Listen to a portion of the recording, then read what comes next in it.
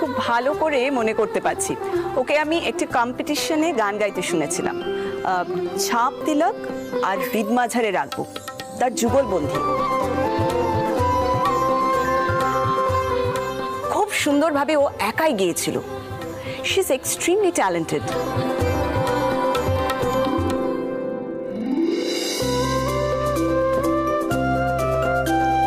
Good morning.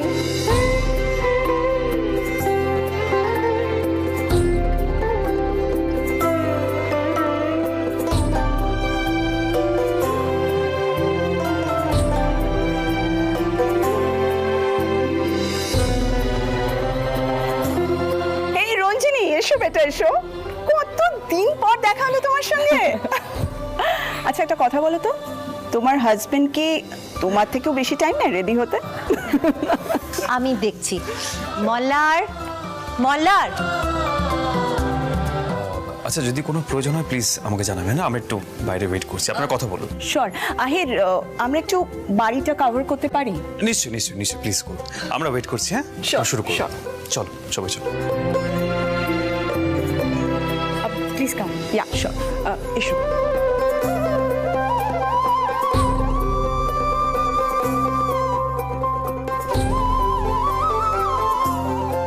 So Ranjini, আমরা এবার তাহলে ইন্টারভিউটা শুরু করি। হ্যাঁ, আই থিঙ্ক তোমার হাজবেন্ড পরের সেশনে জয়েন করবে, ঠিক আছে?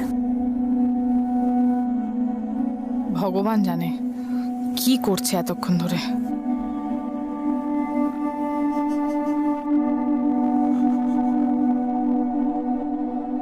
শিওর, আমরা শুরু করি।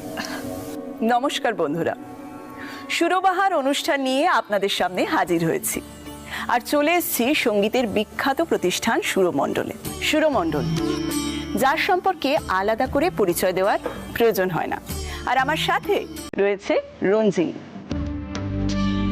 বিখ্যাত পণ্ডিত আদিত্য নারায়ণ মুখোপাধ্যায়ের সুযোগ্যা কন্যা রঞ্জিনী মুখোপাধ্যায়।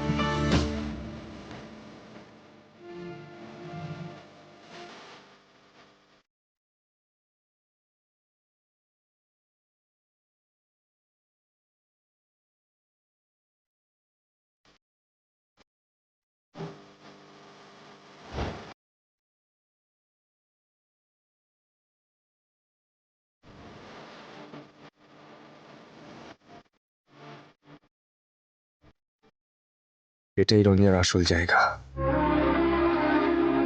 সত্যি আমার পাল্লায় পড়েও সবই গেছে। কত স্বচ্ছন্দ রঞ্জা এরকম পরিবেশে, কত উজ্জ্বল ভবিষ্যৎ ওর। আমার মতো মানুষকে ভালোবেসে সবটা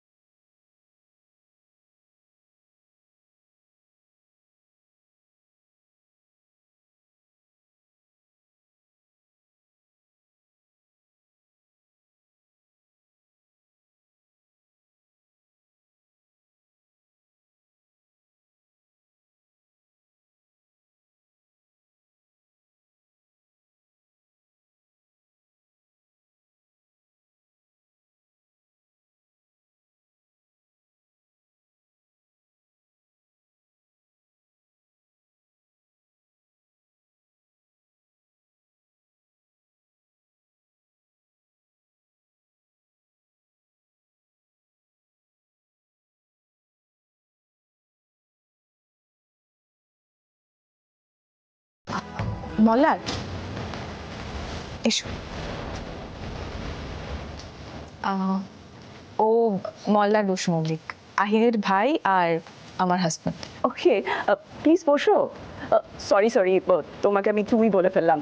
তার কারণ রঞ্জিনী ও কিন্তু আমার ভীষণ কাছের, খুব স্নেহের। বসো।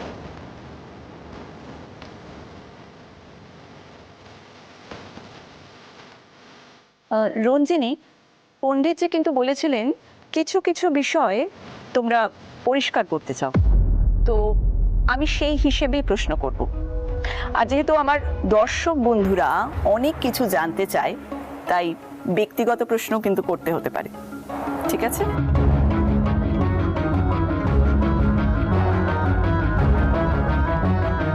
তাহলে শুরু করি। Yeah sure.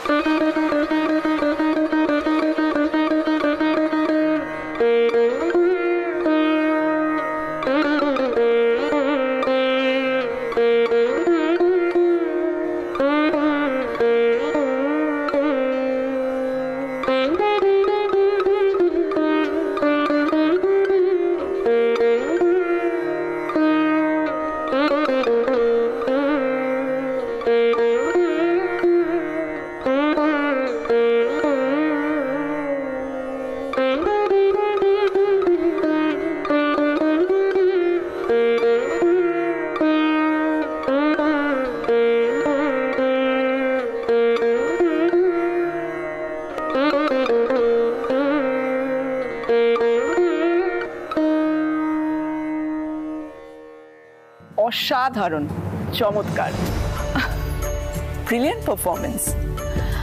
মল্লার, তোমার ভাগ্যটা কিন্তু খুব ভালো, এইরকম একজন গুণী বউ। আচ্ছা আচ্ছা, তুমি আমাকে বলো, তুমি কিভাবে ওকে উৎসাহিত করো?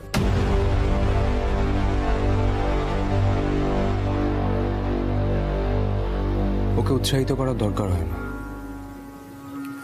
ও যা করার নিজেই করে।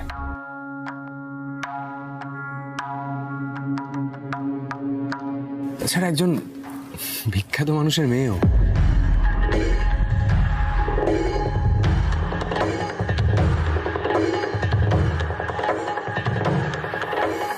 আমি উৎসাহিত না করলে কি যায় আসে বলুন তো? মানে আমার তো উৎসাহিত করার দরকার নেই। এরকম পিতৃ পরিচয় থাকলে উৎসাহ লাগে না।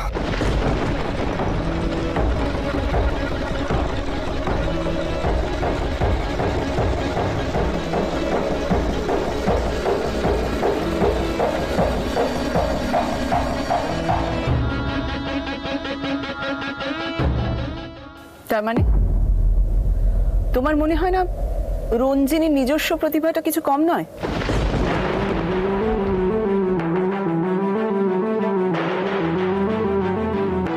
ম্যাডাম,